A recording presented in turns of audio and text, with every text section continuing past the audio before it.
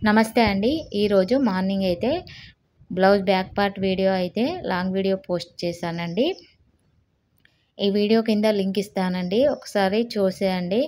అంటే బ్యాక్ పార్టే కదా అనుకోకండి. దానిలో ఇంపార్టెంట్ పాయింట్స్తోనైతే వీడియో అనేది మీ ముందుకు మీకైతే షేర్ చేశాను. అదేంటంటే మనం షోల్డర్ తీసుకుంటాం కదా! ఇంతకుముందు 2 వీడియోలో చెప్పానండి. అది మీకు అర్థమైందో లేదా అని మళ్ళీ ఇంకొకసారి అయితే చెప్తున్నాను.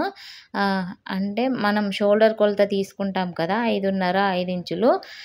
మరి అది ఎక్కడ కలవాలంటే మనం చంక రౌండ్ తీసుకుంటాం కదండీ! చంక రౌండ్ తీసుకునే మధ్యలో 1½ ఇంచు షేప్ కొరకు చంక షేప్ కొరకు తీసుకుంటాం కదా! ఆ చంక రౌండ్ మధ్యలో 1½ ఇంచు కొలత అనేది దానికి ఆ 1½ ఇంచు కొలతకు ఈ షోల్డర్ మనం తీసుకునే షోల్డర్ కొలత అంటే 5, 5.5 ఇంచులు అలా తీసుకుంటాం కదా!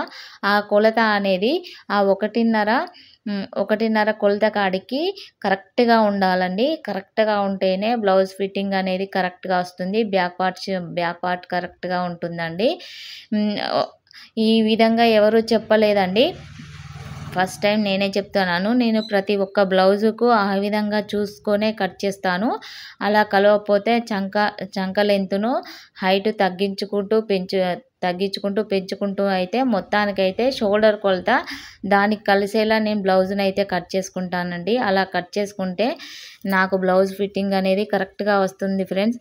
మరి మీరు కూడా ఒక్కసారి ట్రై చేసి చూడండి. లాంగ్ వీడియో అనేది ఓపెన్ చేసి చూడండి.